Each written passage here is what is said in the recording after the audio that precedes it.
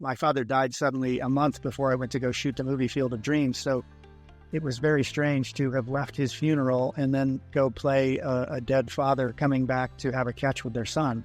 Of course, when we got to shoot the movie there's supposed to be these, ghost ball players here who've come back from the dead to play baseball. And I was like, wow, my dad feels like, he's here with all these people. And of course, there were actors and extras portraying them.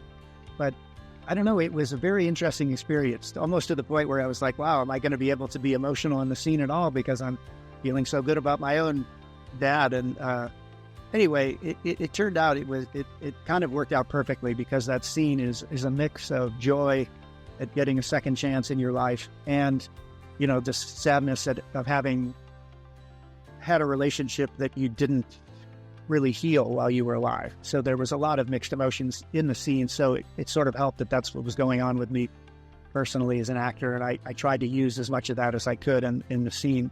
Hi guys, I'm back today with my absolute favorite podcast guest, Morgan Thompson. And today she's going to be co-hosting alongside me. Morgan, what's the topic for today?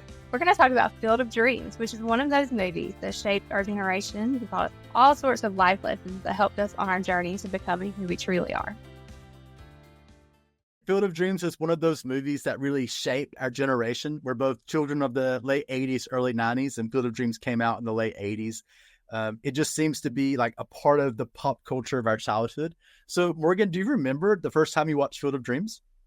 I do. I was at 4-H Congress, and we had some free time. So our 4-H agent at the time took us to one of the dollar theaters there in Raleigh, and Field of Dreams happened to be playing. So that was the first and probably only time, honestly, that I've ever seen that movie. Do you remember the first time you watched it? Yes, absolutely.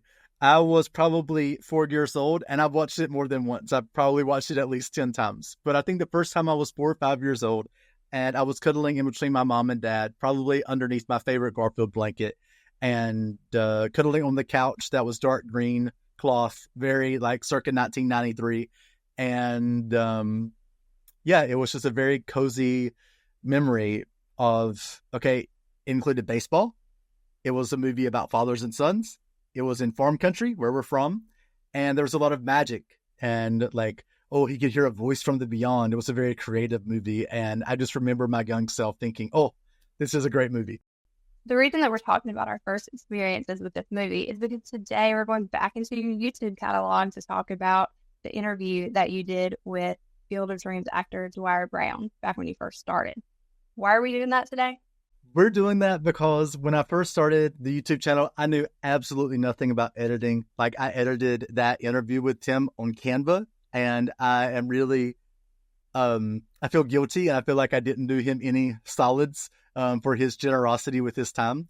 And so I feel like he deserves for me to go back and re-edit it. And so I hope today that you and I can rewatch this interview, and after different clips and of different topics, you and I can talk about, the topics of his book, about fate, about fathers and their children, and about Field of Dreams. That sounds great. I know the first interview was awesome, but I'm interested to see what you do with it this time. You ready to jump in? Yes, and while I pull up the first soundbite, Morgan, do you remember the role that Dwier played in the movie? He was the dad of the main character, wasn't he? Back in the day, he was the younger version of the dad. Yes. So Kevin Costner was the main character in the movie, and Dwier was actually younger than Kevin in the movie, but he plays basically Kevin Costner's character's father as a young man, and he comes back from the beyond at the end of the movie, and they have a very touching father-son moment. So he's only in the movie for about 1.5 scenes in total, but his legacy, because of that one scene, is very impactful. So with that, let's jump to the first soundbite. Well, hold on a second. How did you get so lucky to interview Dwier? Okay, well, one of the themes of Field of Dreams is if you build it, he will come. And I guess if you email them, they will come onto your podcast. So when I decided to write the book, I thought I had done all my work on my dad because he had kind of died so suddenly and it was related to the movie.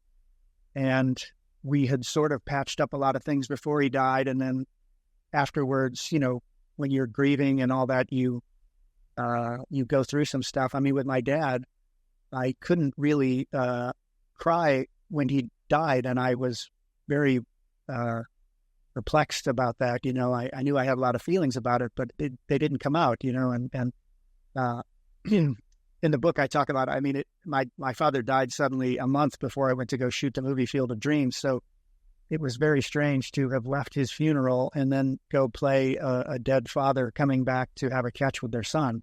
And I was worried that I would not be able to control my grief and ruin the scene. I was in an interesting predicament being an actor with an emotional scene to play. And, but I guess surprisingly, what I found was that when I looked at it, and this is another thing that you sort of have to train yourself to do, instead of just being upset that I had no emotion around my dad and thinking, oh, what's wrong with me? I'm a terrible person.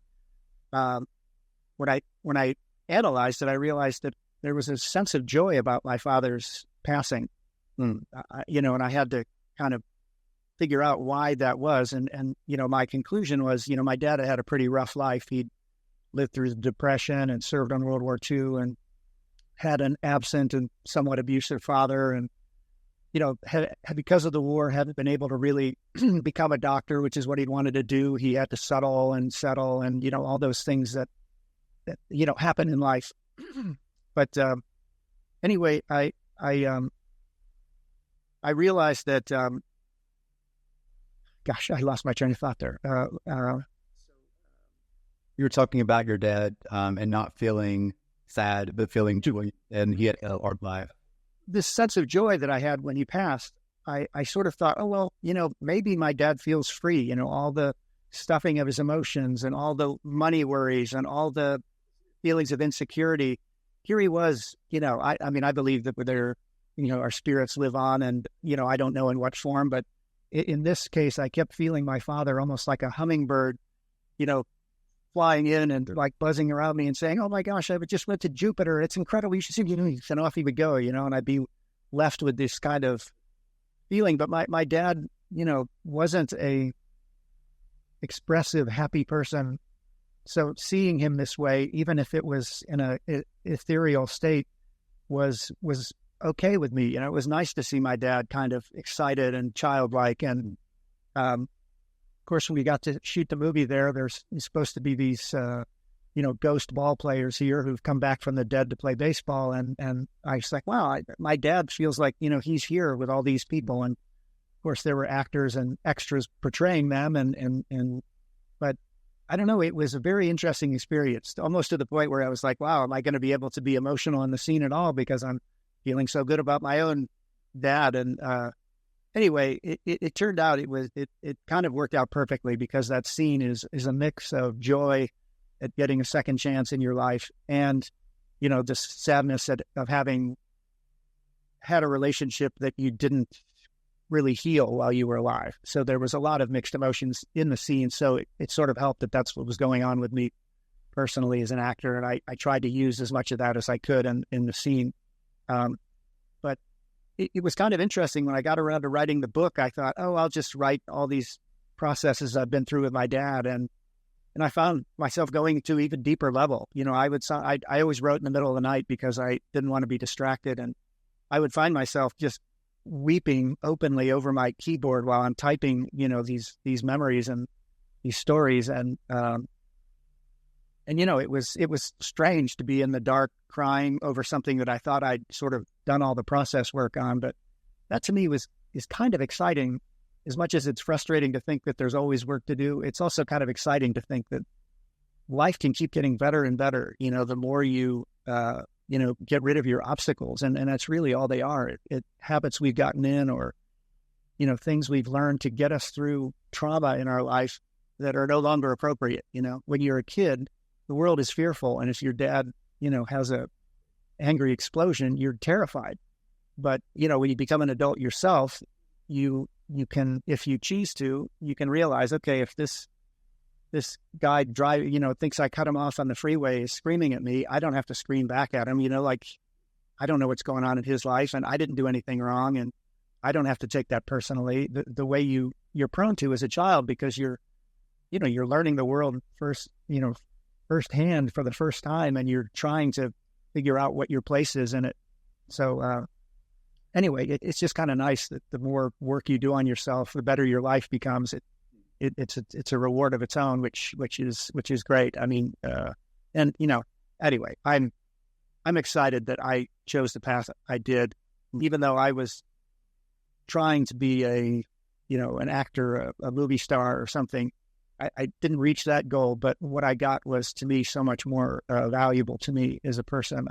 I know a lot of movie stars, and I don't know very many that are happy and satisfied with their lives, and I think, I don't have a lot in my life, but I have everything I need, and I get, I have a great time. I chose a perfect wife for me, and together we just have so much fun. And I think that's another thing that you benefit from knowing yourself, is you pick a better friends and better partners for yourself, and so that adds joy to your life tenfold. So Morgan, I know that was a lot of information that Dwier threw at us in that soundbite, but what were your takeaways? How do you react to that? It's all very relatable. I think we all have a certain level of grief in our life. I've experienced grief that, like he was talking about, there's a sense of joy that comes after it, because that the person had a hard life, much like he was talking about with his dad. I have family members who I've lost over the years that they didn't have it easy when they were here. So although I miss them greatly, I'm also really glad that they are able to have peace now that they didn't get to have while they were here. That was the biggest takeaway for me there, the biggest impression. My biggest takeaway for me was that his dad died right before he went to film a movie about fathers and sons. Like, holy shit. Yeah, that's crazy. How do you do that? How do you go through something that huge and then go off and play that character? I don't know that I could do it. That must have been some sort of divine intervention. Like, okay, the gods must have really needed him to be in the exact right frame of mind and heart and soul in order to sell that scene. Absolutely. Yeah. It was also really interesting to me how he talked about how this final scene, which, guys, if you haven't seen Field of Dreams and you can't, or maybe you have seen it, but you can't recall the specific scene, go to YouTube and type in Field of Dreams final scene, or better yet, go just rent the whole movie. It's fantastic. But I really loved how he talked about how in this final scene, like, yes, there was a lot of sadness in it, because the father and son couldn't be close in their life. And then the father was coming back from the dead to finally have a catch. Spoiler alert. But he said there's also like all these other emotions wrapped in it. Like there was also a joy to the scene and a joy to his father's death. And it just reminded me one more time of the idea that like emotions are complicated and we can have multiple emotions at one time. And he just really articulated very well the emotional landscape that he was in at the time. I don't think many people, especially men from his generation, can do that as well as he did. Yeah, I really enjoyed listening to him talk about, maybe enjoy is not the right word, but related, as he talks about feeling all of those emotions all over again, and even new ones that he hadn't felt the first time around. Grief is not necessarily a linear thing. It's a thing that we live through, and it changes with us as our life changes. It's not a thing that's just going to go away. It's rather something that you learn to deal with. I also like the idea of his father being free now and him picturing him being a bird flittering around the universe. And my friend that died back during COVID, I picture her in the moon. And I look up at the moon is so bright and vivid and big here in Norway, and much more so than in North Carolina or in Texas. I don't know why. Maybe because we're further north, so we're a little closer. I don't know. But I like to picture my friend as being in the moon. I don't know why. But yeah, I like that idea, that picturing your loved one that you've lost in some sort of place of peace and rest. Yeah. I have lots of tattoos. Some of my tattoos represent certain loved ones that I've lost. I have a dragonfly on my foot after my uncle passed. Um, it was a tragic situation. After he passed, there were dragonflies everywhere. I think they just kept on coming. And I had never seen so many dragonflies around me. So that felt like a sign that he was around. So I had a dragonfly for him. And then for my dad's mom and stepfather, I had 2 cardinals on my farm. My grandfather loved cardinals. And immediately after he passed away, we were at the hospice house in Smithfield. And immediately after he passed, 2 red cardinals came flying up to the bird feeder right outside his window. And it was just precious, which my granny, of course, makes some kind of silly comment about it because it's 2 male cardinals. So we're getting this next soundbite. I talked to Dwier about what I got from his book, which is not only really interesting backstories about his time on the set of Field of Dreams and the reception afterward, but about emotions and how he learned to accept and process and learn from the emotions in his body and in his world. So here's the first soundbite that I'd like to share with you all about Dwier on emotions. You know, in the book, you talk about your experience with emotions throughout your life. And it's so rare for a man to talk about and to come to peace with, you know, having emotions and how that kind of unconsciously sent you to being an actor. And then it's like it all prepared you to help people release, you know, all this pain they had around their fathers through the role. And that was, for me, the most powerful part of your book. And I don't know, maybe we could just talk about that for a minute. Yeah, sure. Yeah, I mean, I grew up on a farm.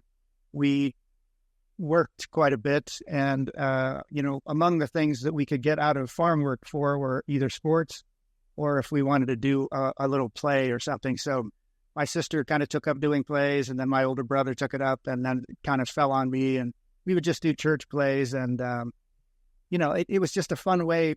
My parents were, you know, as I mentioned in the book, you know, my dad was pretty stoic, and, you know, there wasn't a lot of room for emotions. You know, he would say, you know, don't cry or I'll give you something to cry about. And, you know, all those kind of axioms from that World War II generation era. And so growing up, I became a teenager, and I sort of felt all these, you know, feelings, but I couldn't express them at home. And, you know, when you're a teenager, you don't want to, you know, make a fool of yourself at school. So I ended up having a lot of kind of churning emotion that, you know, I think, you know, it's a lot of it's pain. And, you know, when you repress pain, you can get very depressed, and, you know, different people express it different ways. But I was, you know, I got pretty depressed, and I wasn't sure I was going to make it through high school. But I always was able, when you're on stage, you get to be somebody else. So I would like to play people who were, you know, flamboyant and expressive and all this, you know, because it gave me cover that I could have these emotions and not be, you know, not be made to feel, you know, strange or you know, self-involved. Anyway, I just kept pursuing acting. I went to college to try to get in radio and television, and I got cast in the lead in a play my freshman year, and just really enjoyed the people. And, you know, I was hugging people. You know, I didn't even hug my own family, but here I am hugging, you know, my classmates and strangers, you know, after a show or whatever. And I thought, oh, that's really weird. My family's supposed to be my closest, you know, my closest companions. And how is it that I can, you know, that there's this blanket over us that keeps us from kind of saying, we've never said I love you to each other. I mean, we all understood that we loved each other, but it wasn't expressed. And so anyway, I decided I tried to get a job in advertising and do something sensible with my life. But luckily for me, the economy was not doing well, and nobody was looking for copywriters in the advertising business. So I thought, well, if I'm going to try to be an actor, I might as well give it a shot now without any family to support or any of that. So off I went to Chicago, and I got into improv because I'd done a little of that in college, and got in some acting classes that kind of took the whole concept of acting to a different level for me. In the past, as I said, I was sort of pretending to be somebody I wasn't. The acting school that I really liked kind of taught you that you are the character, and you have to use your own life experience, your own emotions, your own, you know, depth of character and experiences, and bring that to the role, which I don't know. I just sort of embraced that. I sensed that there was something that was drawing me that direction. And of course, it took a long time to break habits that I had been, doing for 15 or 20 years. It took a while, and my acting coach was really hard on me and, yelled at me, called me Frankenstein because he'd imitate me, like a zombie walking around. But eventually I got angry enough to kind of blow the lid off of that. And then once you get rid of all that accumulated stuff, it's like a volcano. Once it blows its top, then it, can kind of, the pressure's been released. Anyway, I just kept pursuing that. I was in class with him for, 2 or 3 years and got a chance to move to LA and found another teacher who basically, taught you to kind of go into your memories and find those experiences that were meaningful to you and access them in a way that you can exert some sort of control over them, in that you're using them for a role that you're playing. But at the same time, I found that it was very emotionally satisfying. You could go on stage and have this, great cathartic experience, and it sort of felt like, you as a person was also having it. So it was kind of a win-win for me. And I began to bring that back to my family. One Christmas I came home for the holidays, and I sort of, I was very nervous about it, but I said, hey, I would like us to start hugging each other and, saying I love you. And, in my family, it made a joke out of everything. So, everybody was teasing me and all this stuff, and we would awkwardly embrace and, make jokes and, but I just sort of kept pushing forward with that because I just didn't want my family to, to not have this camaraderie that we all felt, but we're unable to express. Anyway, that's one of the things I was most proud of, that I sort of made that a thing in our family, that we hug each other when we see each other now and say I love you when we hang up the phone and all those things. So, but it was awkward. My father and mother both, they were Depression era kids, and my dad had served in World War II, and that generation was not very free with their feelings. So, my dad, I sort of almost never really got it. He would let us hug him, but he was not very good at, kind of embracing you back. And when I think back on it, whatever happened in my acting career, and I'm grateful for all the wonderful parts I got to play, and certainly for Field of Dreams, but I sort of realized when I was writing the book that I felt like I had maybe completed my father's journey, that, due to the childhood he had, a very kind of critical father and absent father, that he was never able to express his feelings, and that, by taking on this dream of becoming an actor, I had accessed my feelings and in a way, connected the lineage of my dad and past generations and brought about something that, maybe they were unable to do because of their, their life and the times that they lived in. And anyway, I sort of felt like I moved our little, hereditary marker, one step further. And to me, it's just been, my life is just full. I cry when it's appropriate. We had to, put down our dog that we've had for 15 years. And that hurts. But at the same time, we love that dog, completely. And that, of course, the more you love something, the more it hurts when they're gone. So anyway, for me, it's been one of the best things that's happened in my life, as far as, changing my situation and bringing about a natural joy in my life. Yeah, I remember in the book when you were talking about the acting class, you said that one day, I think the teacher pissed you off to such a degree that you were just like, and it just released. And I think you said something along the lines of, I walked out to the street to catch the train, and all of a sudden I realized that every single person that I was looking at had their own story, their own emotions, their own life. And somehow that teacher and that experience really just opened you up to this whole new, like, inner experience that maybe you didn't have before. Yeah. I mean, it was, I guess, I always thought of acting class almost like therapy because, it was his job to kind of push you into areas you weren't comfortable in. And, I think sometimes therapy can get kind of comfortable. You only want to go so far, and your therapist wants to keep you as a patient so they don't push you, But my teacher had no such compunction about such things. And he would, every week just say things to make me angry enough that I would have an explosion and therefore could kind of access. Every time you'd blow up and scream at him, he'd go, "Excellent, thank you."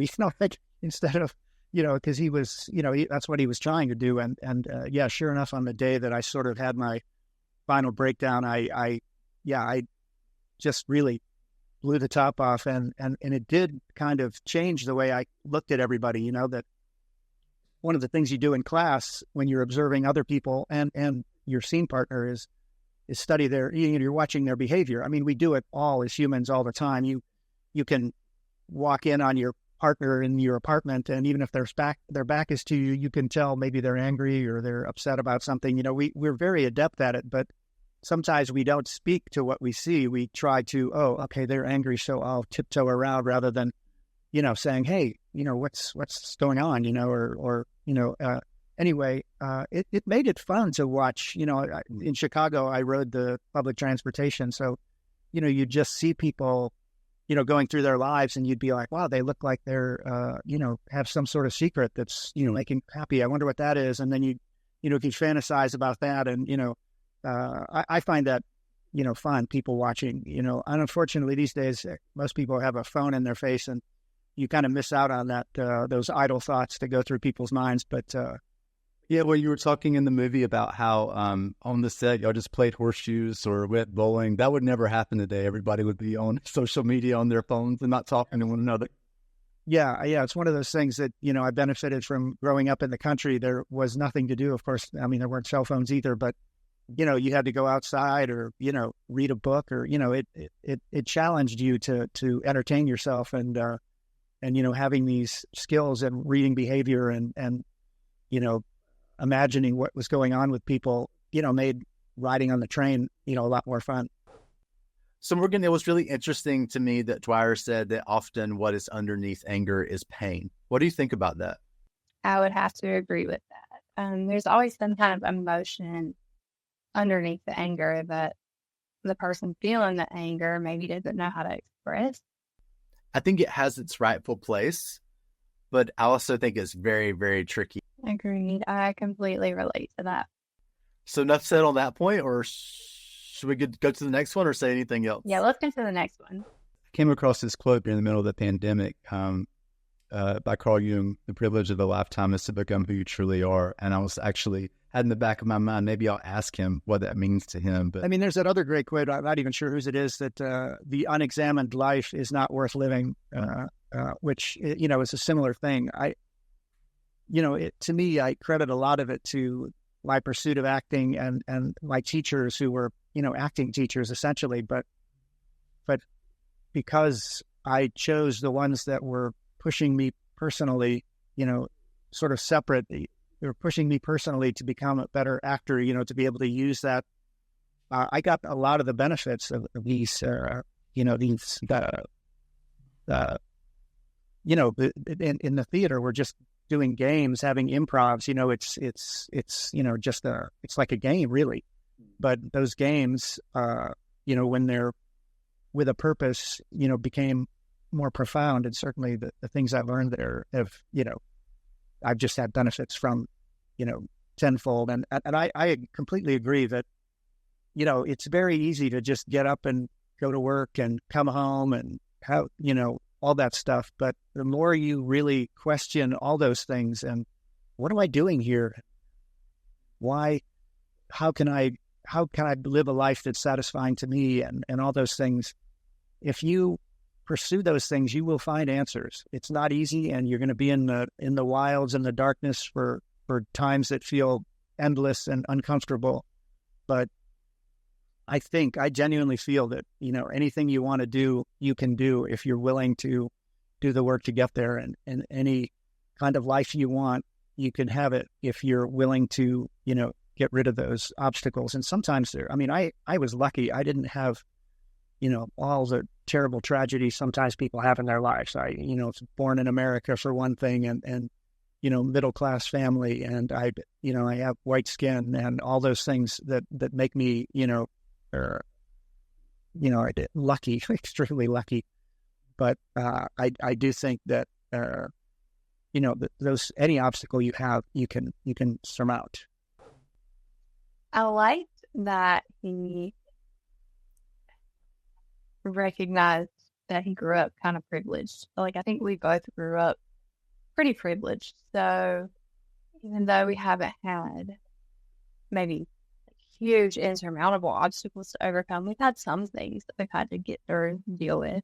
That I appreciated that he brought that up as he was talking about figuring out who you are and how to be the best version of yourself.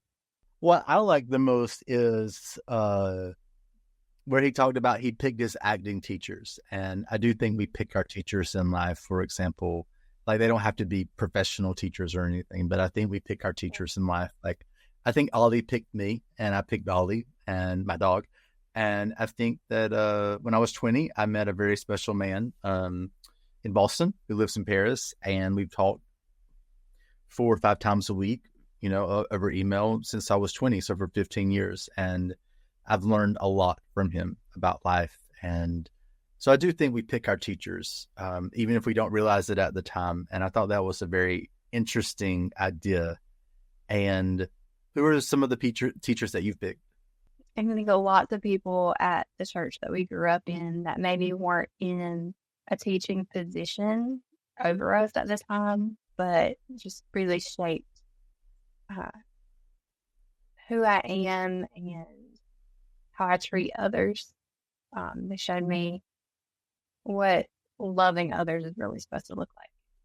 I'll go ahead and do a shout out, and maybe they'll listen because it's only good. So go ahead and name somebody.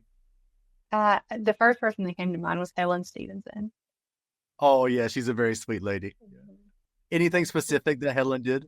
I really can't think of one specific thing. There's so many small things. I remember her as always having a smile on her face, and I was really, I don't know if I was bad at math or if I just didn't have the right teachers, but Miss Helen tutored me heavily in middle school, and she was really patient with me because I was so bored in the classes during the day. It was like you put a math problem in front of me, my brain just shut down, and I went to Patrick's world of happiness and creativity. And she was really patient. And I remember she just would always smile. She was always smiling, and not in a fake way, but she just had a lightness to her spirit, to her body, or still does, I guess.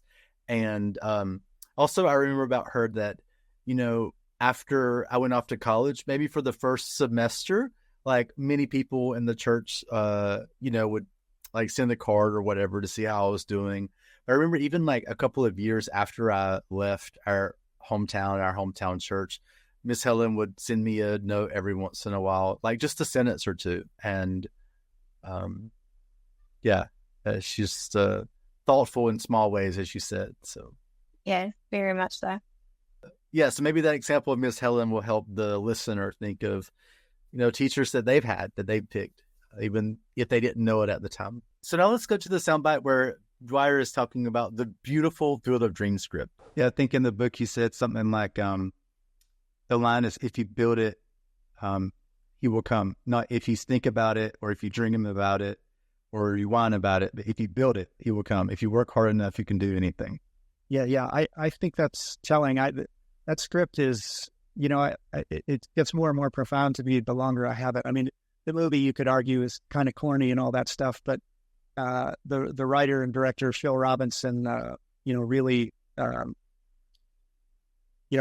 think made some beautiful, changes to it and chose words carefully. Yeah. And there were some scenes where they describe what it's like to be at the game or what it's like to think James Earl Jones had like a 2-minute monologue describing in words something that he had seen or something. I was like, man, you don't get that in movies anymore. I mean, James Earl was sure that monologue was cut. You don't see that, whatever page monologue in the middle of movies, especially. So when he read it, he thought, well, this is not going to be in the movie. I'll do the speech, but it's just going to get cut, and surprise, it didn't. And just to give context to what Dwier and I were talking about, here's a few lines from James Earl Jones's monologue in Field of Dreams. Kevin Costner's character has plowed down the cornfield and made a baseball diamond, and he's totally afraid he's going to lose the farm because who's going to come to the middle of nowhere to see a baseball field? And here's what James Earl Jones's character says in the movie. He says, Ray, people will come. They'll come to Iowa for reasons they can't even fathom. They'll turn up your driveway, not knowing for sure why they're doing it. They'll arrive at your door as innocent as children, longing for the past. Of course we won't mind if you look around, you'll say. It's only $20 per person. They'll pass over the money without even thinking about it.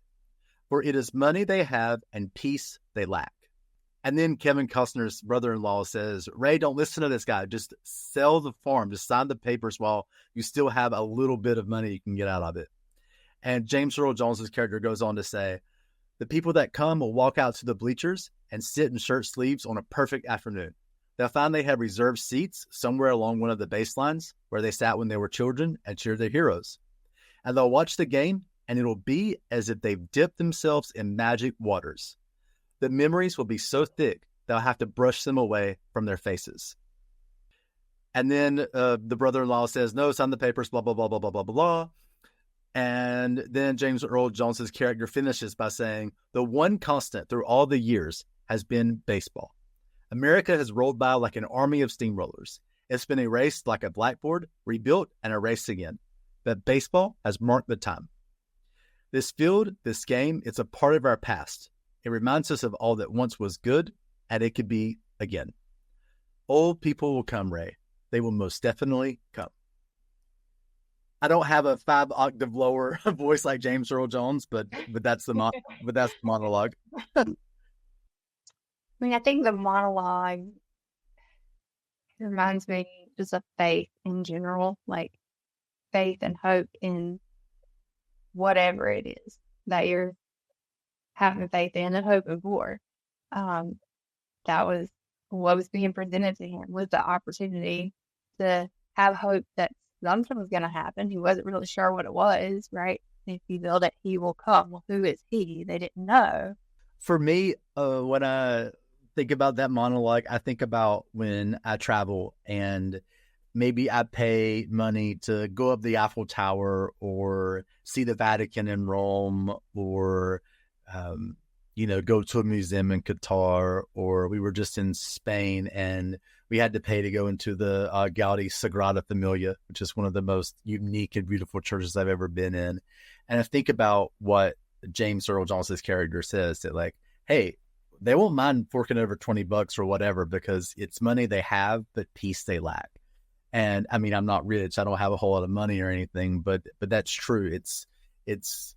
And for me, it's not peace, it's creativity. I want to see something new. I want to have my senses titillated. I want to have an adventure, but it's also peaceful to be in the presence of something that is bigger than this moment and this time and bigger than you.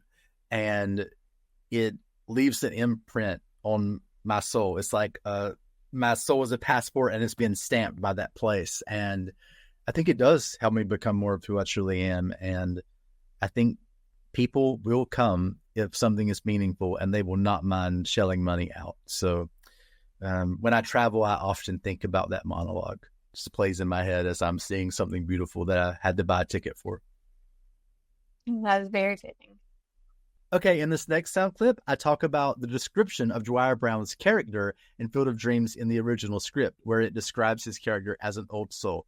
So I asked Dwier, is he in fact an old soul? And if so, what that means to him? So in your book, you said something about the description of your character was someone in their early 20s who was charismatic and wise beyond his years and an old soul. So did that characterize you then, and does it characterize you now? And well, gosh, I mean, I'd like to think it does. I was told pretty early on by, teachers who were mentors to me that I was an old soul. I mean, I didn't know what that meant at the time, but it sort of made sense. I think I've always been a pretty sensitive person, and that's not always a good thing. I mean, it's not a good thing in society, or particularly in high school or junior high. No, no. Yeah, absolutely. So anyway, but again, I think sooner or later you outgrow that, that, and if you can use that kind of old soul, which to me just means you've been around, you're not going to take things at face value. There's a longer legacy and a bigger world out there. So yeah, I'd like to think that that's true. I try to live my life that way, but we succeed and fail every day. Maybe an example of what an old soul is that Dwier was invited to all these talk shows after the Field of Dreams was finished, I guess like before the release or during the release, and he didn't go on the late night circuit because basically in order to explain why he was there and why he was invited alongside like Kevin Costner, the night before, he would have to basically explain like, hey, I show up in the last scene and I basically changed the entire outcome of the movie. So it would have been this huge spoiler alert. And in the book, he writes about how he didn't want to diminish the impact of the movie and the possible like dynamic effect it could have on people by doing a talk show circuit. And so, maybe it diminished his virality, if there was such a thing back in the 80s and early 90s. But he did what he felt was right in order to serve the movie and serve the people who would watch it and benefit from it. So I think that's an example of how someone can be an old soul. Yeah, I agree. I think that he was able to see, like you said, the impact that it was going to have on the movie and the fans who would watch the movie. The fact that he could see in advance, what that might do shows that he had that wisdom. Over the years, so many different people have come up to him and asked for his time, asked to share their stories of their father wounds and how Field of Dreams has touched them. And in this clip, he shares some very personal stories about how hearing those stories and interacting with those people have helped him live life more fully and try to push the needle of his life more toward joy and away from pain. Because I've been so lucky in my life, I'm very aware of, I just had a few interactions with people who bought things on my website. Post office didn't deliver them, and I've been frustrated by all that stuff. And one guy shared that he'd been in a car accident and lost the use of his legs, and so he couldn't get to the post office for me to deliver something, and of course I didn't know that when he ordered it, and but it just made me think like, oh my gosh, what am I complaining about? I ended up sending him 3 different orders, none of them got there, to be honest, but in any case, I kept trying because I thought, I am so lucky. This guy was just the victim of a drugged out driver who, and he's now got to deal with that in his life. And the other person had lost their wife. And, I think part of that old soul thing helps, you to be empathetic with people. And every time I hear a story like that, it makes me want to be more of myself and live more of my life. Our time here is short, and if you're not living it fully, then it seems like a waste. So I try to allow those things, those experiences, because people come up to me with stories about their dads, that their father died when they were 3 years old. They never really even knew him, and or so whenever I think my dad died when he was 67, I feel robbed of another 20 years or whatever it might have been, but then somebody tells me that their dad died in their 40s or something, and I just realize, there's all the whole range out there of tragedy and joy in life, and I try to push mine as far as I can towards the joy side, but you experience the pain along the way. It's just part of the journey. So Morgan, what did you think about this clip? I think it showed the compassion that he has as a person, or especially for his fans, obviously, but just the compassion really came through. And what does compassion mean to you then, Morgan? Compassion, just showing love and kindness to those around us, understanding people's pain. It goes back to empathy, what we were talking about earlier, and he mentioned that in the clip, I believe. Just being able to see someone's suffer under their plight wherever they are, and try to meet them in that space and just be there. You know, you don't have to fix it, just be there. Mm. Yeah, he couldn't fix the post office issues, but at least he tried. And it's funny that, like, he was talking about, as you said, compassion and empathy, but then he ended up at joy. So maybe the more we go out of our way to help people, the more joyful we feel. Okay, so this next soundbite is all about a story from Dwier's childhood. You were talking about this big rock that was in the basement of your house that your dad had you kids fix up with him on the weekends, and there was this big rock in the basement, and it took all of this energy and effort to, you know, get out of the basement. Everyone was, why don't you just leave it there? And finally get it up the stairs. And then he's, no. It's not enough to have it up the stairs. We're going to put it in the front of the driveway. And so everyone's like rolling their eyes at him and, you know, pissed off, and you know, get it out there. And then it turns out that the winter snow washes away the dirt, and it's this beautiful, this absolutely gorgeous, you know, driveway marker for the next 18 years or something. And when I read that, I just thought, like, that's, as you were talking about, this is such the inner journey, the hero's journey. You know, you go into the basement, into the nether regions, and you do a lot of hard work to get this dirty, heavy thing and somehow push it uphill. And then you get it uphill, and then you have to go even further. And then lo and behold, it's this beautiful thing that gives joy to people and is something people talk about. And I don't know, that story just became a metaphor for the inner journey for me. So. Well, thank you. That's great. Yeah, that's one of those things that I knew that story from my childhood, but it was only when I was writing the book did it somehow take on this profound thing that my father, who had this, you know, pain in his, you know, heart his whole life, and he, you know, struggled with it and, you know, cut his hand on it. And, you know, that, you know, that the symbolism of that just came to me while I was writing it. And of course I was as overwhelmed by that, by connecting those things that had been, you know, that had happened 30 years before, but I had never connected it in my mind. And it just offered kind of a perfect metaphor, as you're saying. And, you know, then of course we used that rock as my father's headstone when he finally died, which I don't know, it just seemed perfect to me, you know, all the times that we had sat in that basement, you know, because this is my dad's, you know, dream to fix up this house, and this beautiful pink granite stone or rock, enormous rock, you know, could rest over his resting place was, I think, you know, I don't know. It was just one of those perfect moments. But again, I might not have seen it if I hadn't kind of done the work. I would have probably wanted to push that rock into the ditch and never thought about it again. Morgan, my dad made me do a lot of odd jobs around the house and the yard growing up, and it was a pain in the ass. How about you? I think every job has its purpose. Mine was staying out of the way. Because I would hold everyone up because I wasn't very strong and I was extremely clumsy. So my job was to be put away in the house. I don't know if my stories about childhood work have any metaphor about the inner journey, but I did learn that if I pick up pecans from the pecan trees, it's pecan, not pecan, y'all. Okay.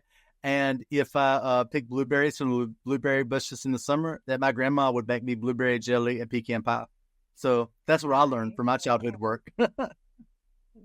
I do remember having to put up a lot of vegetables and fruit. So like I learned how to can things. So I do that now. You're not on things that my husband grows. I don't grow them. He grows them. I pick them and I preserve them. So I mean, I guess hard work pays off. That's the thing. You never see the fruits of your labor if you don't actually get out there and do the thing. But I love that he was able to take this really like frustrating experience from his childhood and find meaning in it later. I don't know that I'm there yet with my childhood chores, but maybe I can think about that some more. So this next clip is Dwier and I gushing over how great the movie Field of Dreams is and why it's so meaningful and what it's all about. And at the heart of the movie is this idea of choosing faith over fear or cynicism.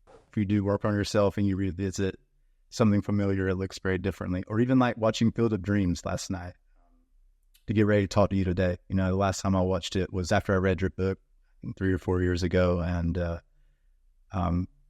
it was different. You know, I saw so much more things of like serendipity and this cosmic scavenger hunt that I missed the first time, you know, and that it's a rare movie where the main character is not the hero of the story. It's not about him. It's about how he helps other people ease their pain. And he does what he's told to do by this thing he can't see, this voice. And everybody thinks he's crazy. And it looks like he's going to lose his house and his farm. And he still does it anyway. And it's this very healing force. And I can't think of too many movies that have that serendipity and that service aspect and that sense of peace and like cosmic healing. I can't think of any other movie that comes anywhere near that. Yeah. I think you're right. When I was researching the book, I mean, this is a little off on a tangent, but there was somebody done their final literature thesis comparing A Catcher in the Rye to Shoeless Joe, which they called Catcher in the Corn. You know, I of course play catcher in this corn thing, and to try to summarize it, Catcher in the Rye was written by J.D. Salinger, who features quite a bit in the novel Shoeless Joe that Field of Dreams is based on. His character was changed to Terrence Mann that James Earl Jones played, but anyway, in Catcher in the Rye, to summarize, Holden Caulfield, the main character, keeps having this recurring dream where children are falling off the edge of this cliff in this field of rye, and that he's trying to catch them, save them. It's a loss of innocence, and he's trying to save these kids from a loss of innocence, but he can't catch them. And as much as he tries, everyone falls and, you know, loses their innocence and is, you know, sentenced to a life of hardship. You know, this is written by J.D. Salinger, who was writing this when he was serving in World War II. So it's a very bleak vision. And this person was saying that in Field of Dreams, you know, Ray hears this voice, builds this field, and, you know, as difficult as it all is, in the end, everyone gets their dreams. You know, Terrence Mann gets to write again. Shoeless Joe gets to play baseball again. Moonlight Graham gets his at-bat. And in the final bit, Ray gets a chance to heal with my character, you know, his father. And so they're saying that it's just the difference between the cynical version of, you know, you try to keep your innocence and you can't do it and you get old, and, you know, or you listen to the vision in your head and it forces you to do things that set in motion these amazing things that can save other people and ultimately save yourself. Even though, you know, when we hear the phrase, if you build it, he will come at the beginning, Ray thinks that he's talking about Shoeless Joe, that Shoeless Joe will get to come and play baseball again. And, you know, the surprise, of course, at the end is that it's really about his father will come and they will get a chance to heal their, you know, fractured relationship. So anyway, I loved that when I was reading it. I didn't get the chance to put it in the book, but I really loved the difference between Catcher in the Corn and Catcher in the Rye. Because it's hard to live your life with an open mind and an open heart. You know, you're setting yourself up to be hurt and you know, battered by the, you know, the world. And but to me, that's no reason not to do it. You know, living with an open heart, to me, you get to fully experience whatever it is that we're here to experience, and you know, it's just life. You know, it'll be over someday, and you might as well, you know, go for it and have as much as you can and enjoy yourself as much as possible. I think it's really important to keep an open mind, like you guys were talking about. When you have an openness to whatever life's going to bring you, you can experience it more fully and be more of who you're supposed to be, because you're open to so many more possibilities, as opposed to being stuck in this narrow path. Yeah, for example, in my life, openness led me to having an Indian boyfriend and moving to Norway, for example. Right. When I That's grew up in a town crazy. of 2,000 people in the Bible Belt of North Carolina. But in order to get to that point, you have to be open to every single step along the journey, right? So you had to go to Greensboro, you had to go to Germany, you had to go to Texas. If you never ended up in Texas, you likely would have never ended up with him. So you had to be open to every single step along the way. It wasn't just that one opportunity. It was all of the things that led you to that point. Yes, that's correct. All the dots connect, and you have to take just one dot at a time. I could have never guessed that I would end up in Norway or with him or anything like that. But yeah, just take one dot at a time. Be open to each dot as it comes. Exactly. Yep.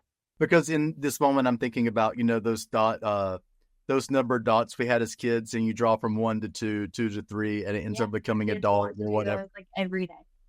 Yeah. Yeah. My kids. So if you just stay on the dot you're on, then you just have a dot. But if you just go from 1 to 2 and 2 to 3, 3 to 4, eventually you have this thing, a dog or a flower or whatever. Yep. And by this thing, I mean your life. Your life. Yeah. Whatever it turns out to be. And in the beginning, there's no way to know what that's going to look like. You can have goals, you can have plans. That's all great. But you have to stay open to a change. I tell my kid that all the time because she's a very big planner. She wants everything to be just so. She has it all mapped out in her head of what her perfect life is going to look like. This is constant reevaluation. Okay, is this change going to be worth the change? Is it going to be worth opening yourself up to something new and something different? Or is your original plan better? It's just a constant reevaluation. But as he said, when you live your life with an open heart and an open mind, you do get yourself set up to get hurt. But he goes on to say that's no excuse not to do it. So it does take a certain wisdom and a certain old soulness to open yourself up in that way, knowing that you are going to get hurt along the way. So to speak about my daughter again, and in the words of the great Taylor Swift, there's a lyric in one of her songs that says, "If you never bleed, you're never gonna grow." And my kid got that tattooed on her leg. So apparently it's sinking in somehow. But yeah, you have to go through pain to get that wisdom that we were talking about to become that old soul. It all fits together. In this next clip, I tell Dwier that I was born while they were filming Field of Dreams, and we start talking about the relativity of time. Things. It's kind of funny, like you're literally a baby, and I'm, flying across country, and yeah, it's kind of weird. I always used to be the youngest guy in the room, and now I'm the old guy. So, but I enjoy my perspective from my age. It's really interesting to look back on your life, and particularly when you've done a lot of the things that you set out to do.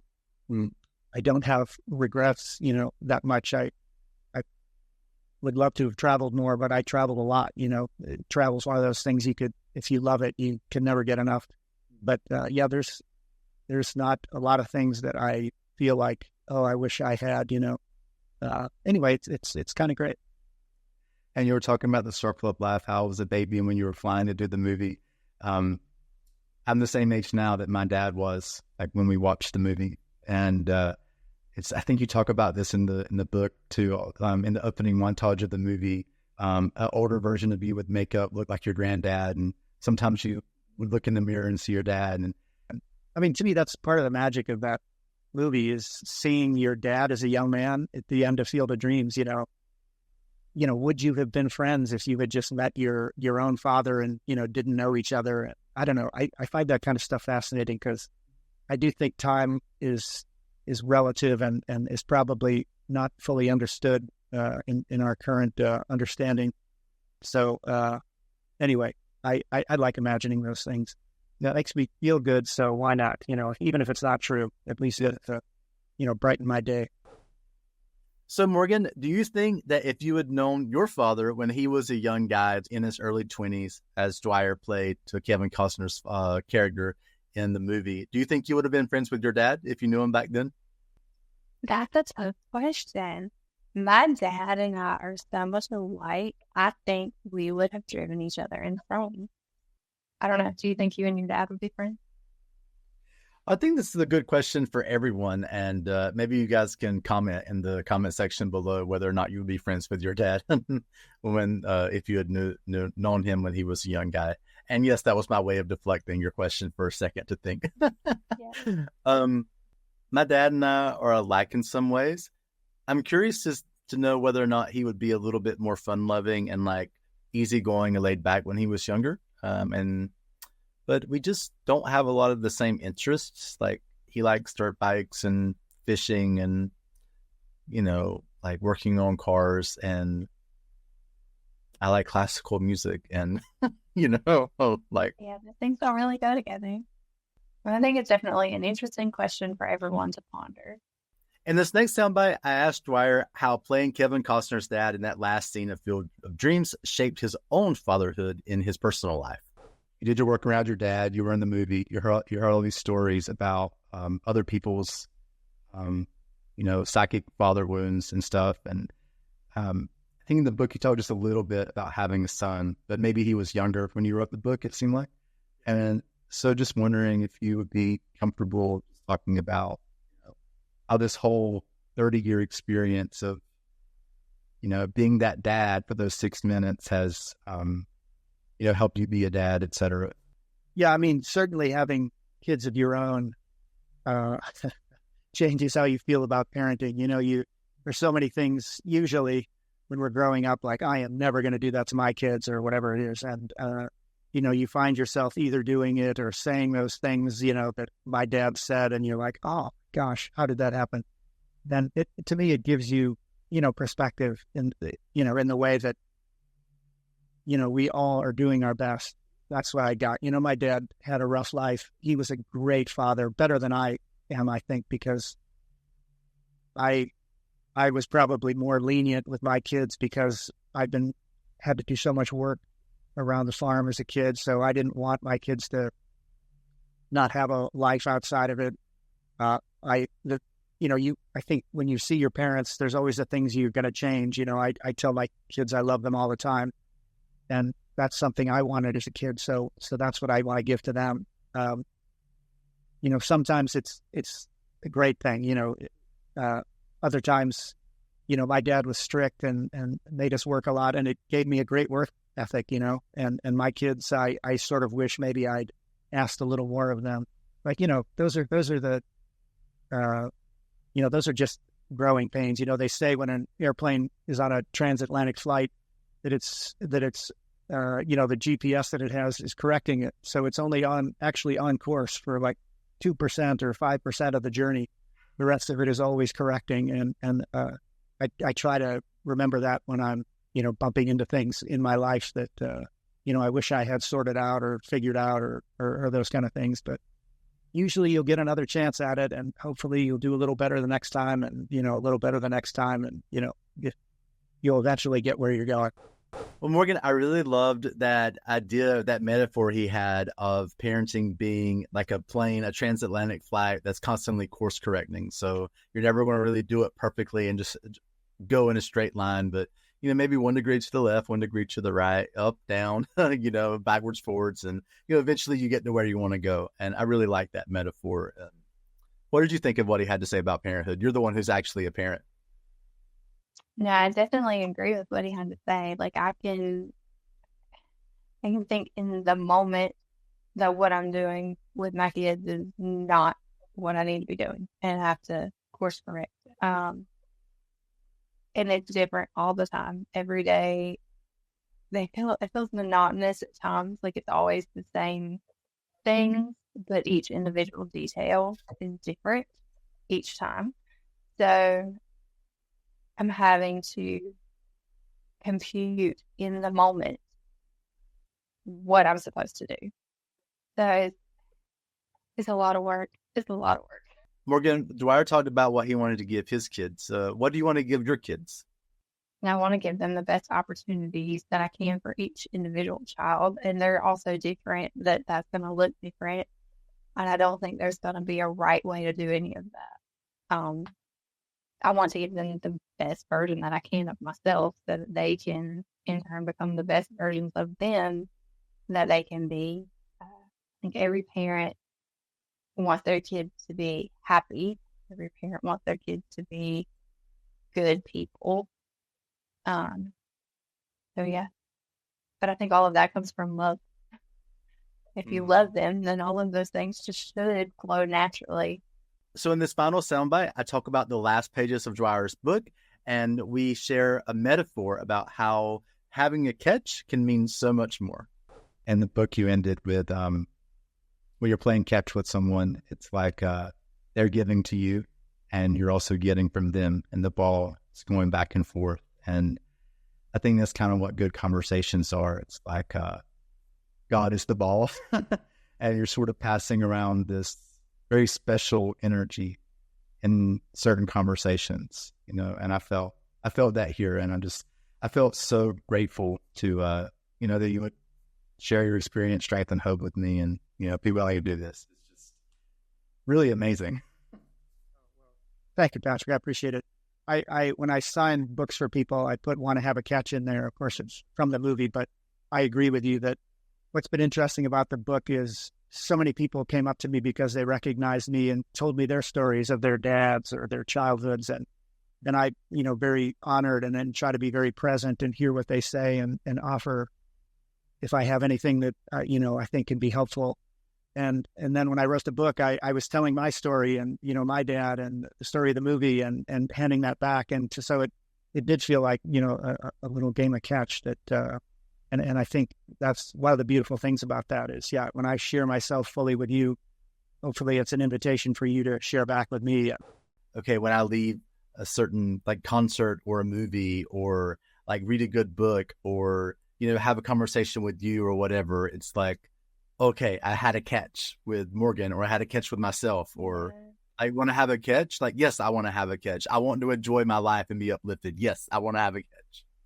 Yeah, that makes more sense. Yeah, I'm not good with the sports metaphors, so that makes more sense. I like what you had to say about when you have a good conversation, it's like you're passing God around, kind of.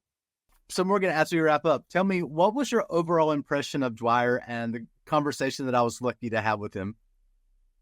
It was just very insightful. He had lots of good things to say. I think my favorite part of the conversation was him talking about his family dynamic growing up, and how he solved his problem of not hearing enough "I love yous" and getting enough hugs. It was very proactive. I appreciate that.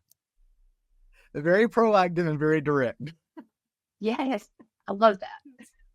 My favorite part of the conversation was when he was talking about it's hard to live your life with an open heart and an open mind because you're setting yourself up to get hurt, but that's no reason not to do it. And if you can do it, then you get to experience whatever it is that we're here to experience. And it's just life, and it'll be over soon. So we might as well enjoy the best we can. I think I memorized that, actually. Yeah, that's fantastic. Yeah. Yeah. So yeah, that just somehow imprinted itself into my mind, and very special words. And he's a very special man, very clearly, very loving person, very thoughtful, very humble. And it was just one of the highlights of my life that I got to speak with him for an hour 2 years ago. Yeah, awesome. And thanks for revisiting it with me so I could do it a little more justice this time around. That's okay. Yeah, thanks for having me. That's it for this week's podcast. If you'd like to support the channel, you can go to patreon.com/PatrickAAParker. And while supplies last, I'll send you a free Audible version of my book, Becoming Who You Truly Are, with your subscription. Thanks for watching and listening.